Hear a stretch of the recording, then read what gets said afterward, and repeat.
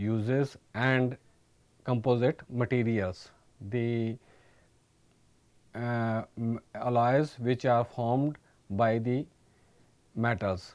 Approximately 80% of all elements in this world are metals, and they have significant role in our daily life. For example, they are used in the industry, building, transportation, cooking, in hospitals, in the construction work, transportation like shipping, automobiles, scooter, in the factories. So all these things are made from the metals. And further, the alloys, they are generally prepared by mixing metals in any ratio to form new substance. So actually the alloys are the mixture of two or more metals, and they are mixtures, they are not compound, because they mixed in any ratio and they are not chemically combined together. So alloys are generally prepared by mixing metals in any ratio to form new substance with improved qualities from their parent metals. So they are having some little bit improved properties from the parent metals. Generally the pure metals, they are corrosive and their life is less as compared to the alloys, and the alloys are having improved qualities from their parent metals. Alloys are solids at ordinary temperature and pressure. The force which binds together the atoms in alloy is called metallic bond. To account for the bonding, it has been proposed electron gas model or electron sea model. This model is based upon the following two characteristic properties of the metals: A, ionization energy; B, that is large number of empty orbitals in valence shells. So the model is based upon two characteristic properties, that is ionization energy. Ionization energy is the energy required to remove the outermost electron from the atom in a gaseous state, that is called ionization energy.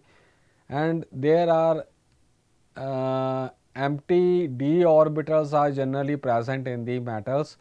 So the properties of the alloys depend upon the low ionization energy of the metal and a large number of the empty orbitals in the valence shell of the participating metal atoms. The valence electrons are not bonded to any particular pairs of atom, but move freely throughout the metals and form negative electron cloud, which is shared by the positive ions. It has been observed that electrons in their outermost energy levels are loosely held by their nuclei. So the electrons in their outermost energy levels, means in the outermost shells, they are loosely held by the nuclei. In nucleus there are protons are present and electrons are having negative charge on it, but the distance between the nucleus and the outermost shell is large, and due to some screening effect, so the outermost electrons are loosely held by their nuclei. As a result of this, all the electrons in their outermost energy levels require very small amount of energy to detach themselves from their nuclei. So as the electrons are loosely bound by the nucleus, so we can remove the electrons by supplying a little amount of energy. So the electrons will become free, At room temperature, all the atoms lose electrons from their outermost energy levels, which form an electron cloud or common pool of electrons. So, there is a common pool of electrons around the nuclei of the metals. The electrostatic force of attraction between positive ions and electron cloud forms a bond which is known as metallic bond. So, generally the alloys are having improved qualities from their parent metals. Alloys have some very useful and good properties, due to which these are mostly used in agriculture, in industries, in transportation, homely things, etc., in daily life. Most of these properties depend on the internal structure of metals. The most common properties of alloys are most of these properties depend on the internal structure of metals, and the most common properties of alloys are discussed in coming slides. The electrical conductivity of a metal and alloy is due to the presence of mobile electrons. The number of electrons more, there is a more mobility of the electrical conductivity. When a potential difference is applied to the metal or alloy, the free mobile electrons in the metallic crystal start moving towards positive electrode. Thus, the metals or alloys maintains the flow of electrons from negative electrode to positive electrode. This is the cause of electrical conductivity of the metal. As in the alloys, there are a pool of loosely bound electrons present in the alloys. So, when we applied the potential difference, the electron starts to flow from negative electrode to positive electrode. This is the cause of the electrical conductivity of the metal. Similarly, the thermal conductivity of alloy is also due to the presence of mobile electrons. When a part of the alloy is heated, the kinetic energy of the electron in that region increases, and by heating a alloy, a kinetic energy of the electron in that region increases. Since the electrons are free and mobile, these energetic electrons move rapidly to the cooler parts and transfer their kinetic energy by means of collision with other electrons. Therefore, the heat travels from hotter to cooler parts of the metals. So, alloys are good conductor of heat and electricity. So, alloys have shine. Alloys and metals have shining property. The bright luster of metal and alloy is also due to the presence of mobile electrons. When light falls on the surface of the metal, the loosely held electrons absorbs photons of light and start oscillating at a frequency equal to that of the incident light. These oscillating electrons become a source of light, which emit radiations in the form of light. As a result, the incident light appears to be reflected from metal surface. The surface acquires a shining appearance which is known as metallic luster. So, the properties discussed about electrical conductivity and thermal conductivity and the luster, it is all due to the presence of the mobile electrons present in the metals and in alloys. Alloys can be beaten into sheets and drawn into wires. These properties are exhibited by metals due to the non-directional nature of metallic bonds. When any stress is applied on metals or on alloys, the position of metallic kernels is altered without destroying the crystal. Due to the slippage of the adjacent layers of kernels from one part to another, the metallic lattice gets deformed. The lattice side to another, and due to this property the metals are malleable and ductile. They have wide applications. This property have wide application in our daily life.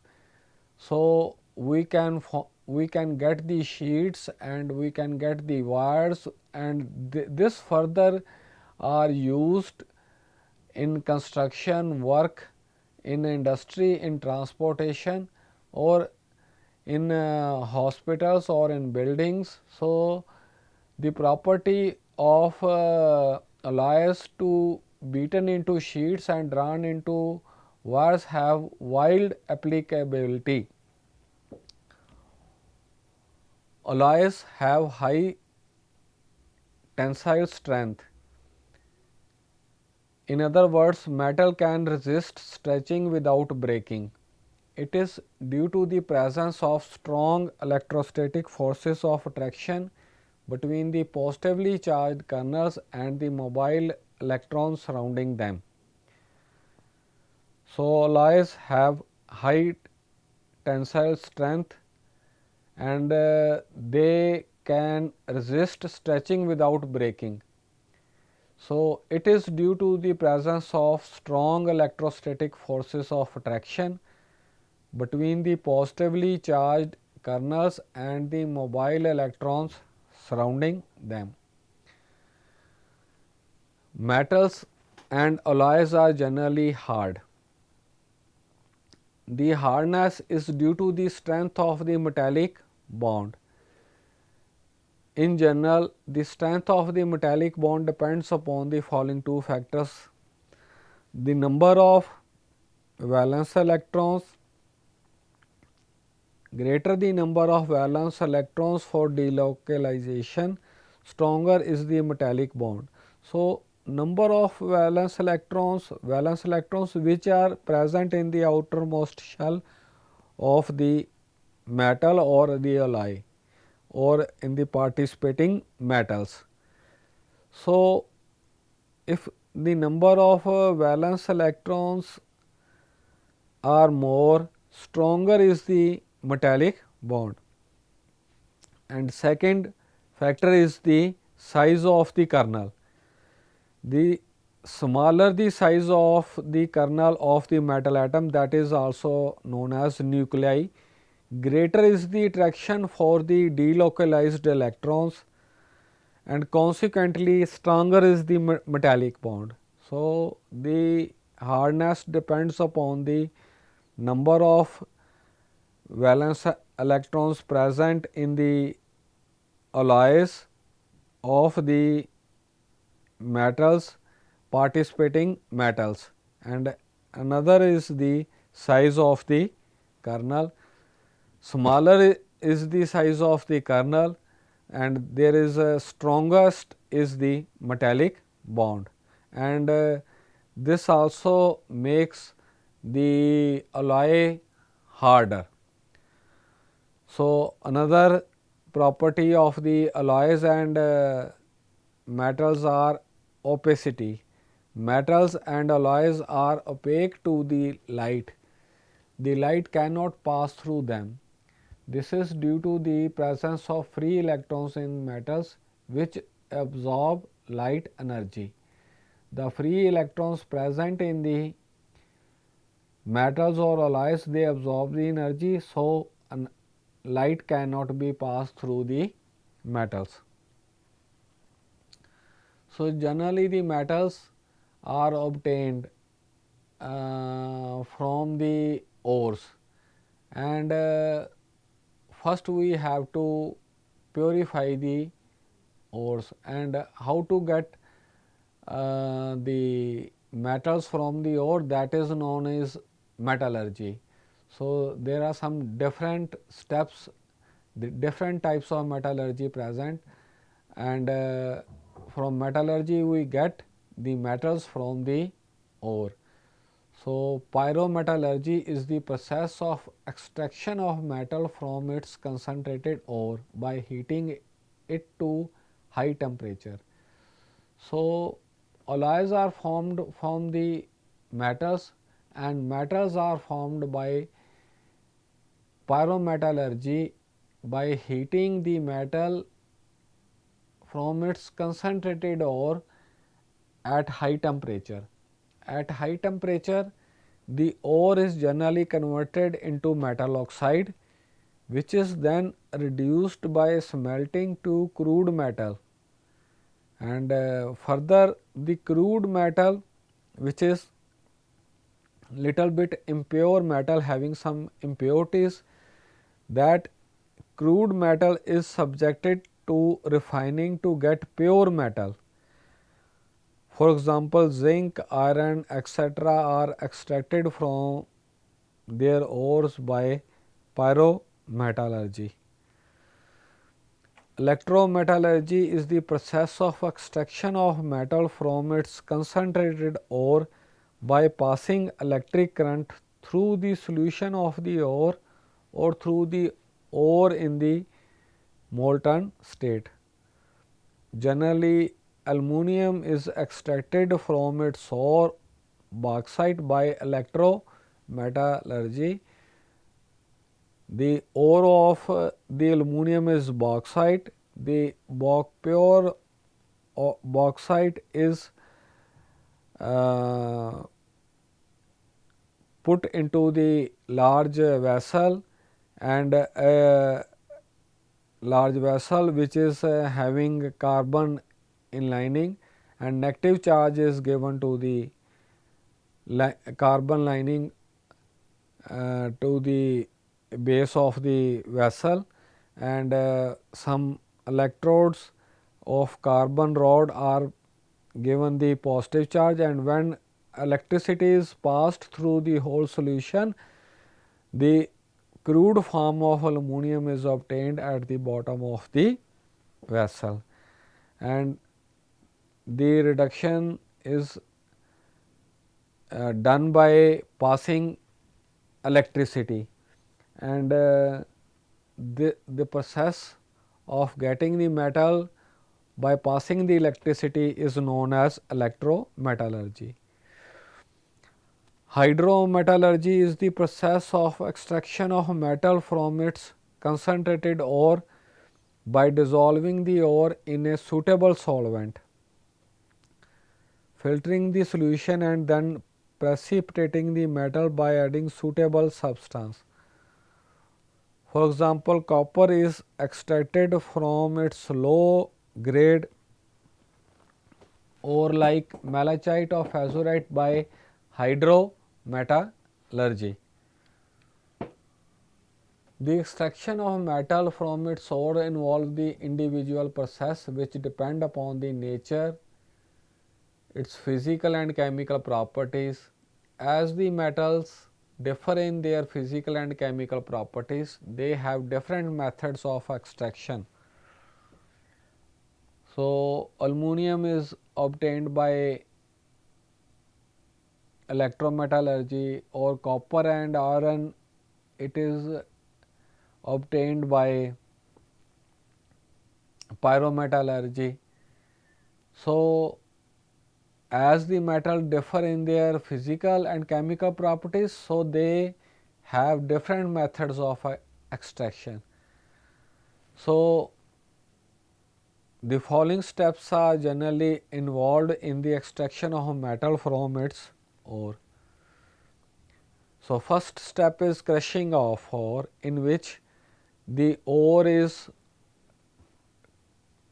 crushed by hammers and pulverized, and a powder. The large stones of the ore are converted into the powder form. So, second step is pulverization of the ore, and third step is the concentration of ore. Fourth and five are heating of the ore. In calcination, the ore is heated without the presence of air, while in the roasting of the ore is heated in the presence of the air. So, the sixth step is the reduction of the oxide to free metal. So, the metal oxides are reduced, and the oxygen is taken away from the ore and free metal is obtained. And the last and final step is the refining of purification of the metal. So, when we will get the metals, then the metals are mixed together to form the alloys. So, first we have to get the pure form of the metal. In crushing or grinding, the ore obtained after mining is in the form of big lumps. These lumps are converted into smaller pieces. This is called crushing and grinding of the ore. This is done with the help of jaw crusher and grinders. The crushed big pieces of the ore cannot be directly used for the processing of metal. These should be reduced to fine powder. This process of grinding of the crushed ores into fine powder is called pulverization. For this purpose, mostly stamp mills are used. It consists of heavy stamps or bolts which rises and falls on a hard die below, on which crushed ore is fed from one side. So, the purpose of pulverization of the ore is to get a fine powder of the ore. So, after getting the ore into the powder form, then the ore is associated with the ore is still associated with impurities like sand, clay, limestone or non-metals, etc. The rocky unwanted impurities present in an ore are called gangue or matrix. The removal of these impurities from the ore is called concentration of ore dressing. The purified ore is called concentrate.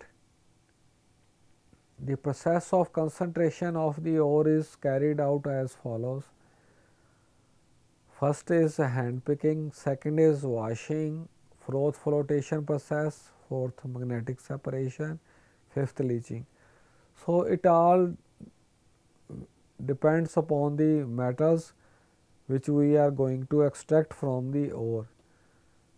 So, the properties of the metals they vary. So, process of washing depends upon the properties of the ore. In calcination, the ore is heated at its fusion temperature in the absence of air or in the limited supply of air.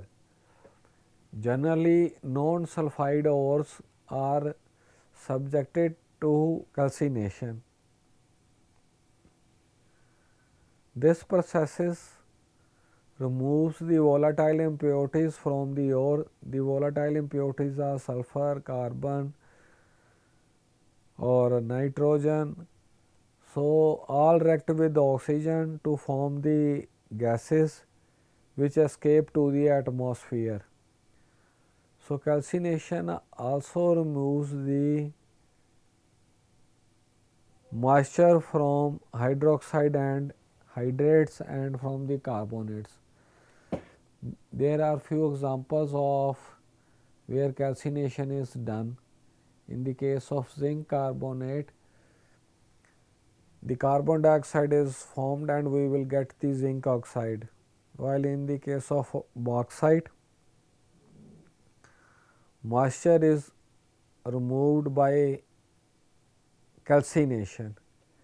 Similarly, the copper ore is also subjected to calcination and we will get copper oxide and carbon dioxide and they escapes to the atmosphere.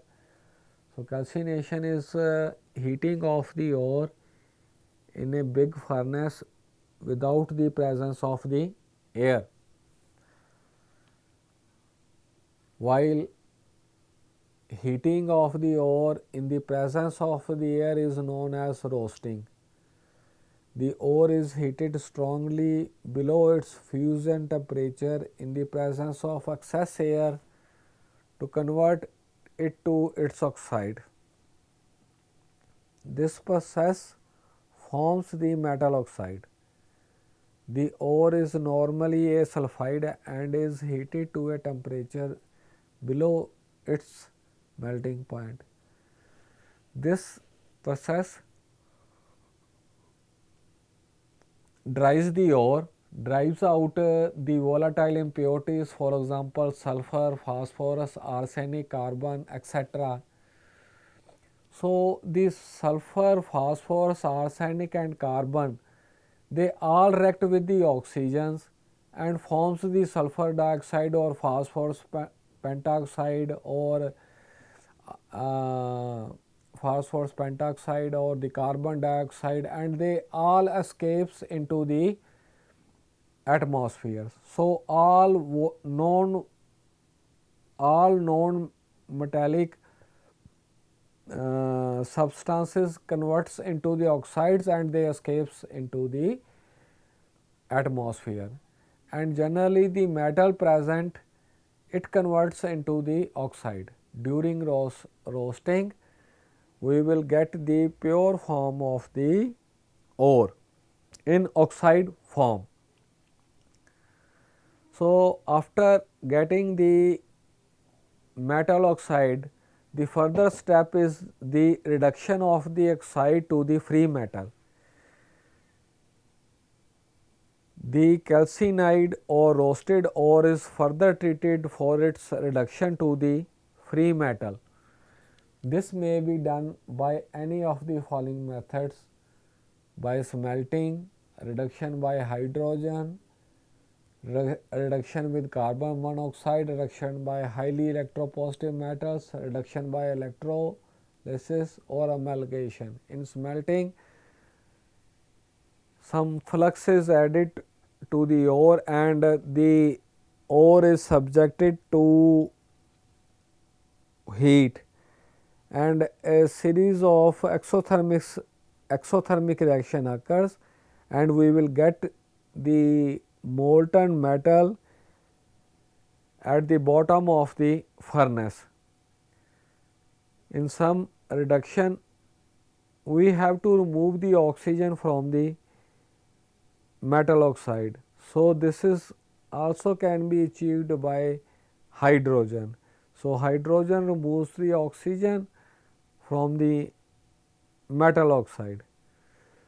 So, reduction is also achieved by the carbon monoxide. Carbon monoxide also removes the oxygen from the ore and forms the carbon dioxide, and in this process we will get the impure metal at the bottom of the furnace. So, reduction is also achieved by electrolysis. In the case of aluminum bauxite is subjected to electrometallurgy, and in this form we will get the aluminum from the bauxite or by electrometallurgy. The metals obtained after reduction may still contain any impurities like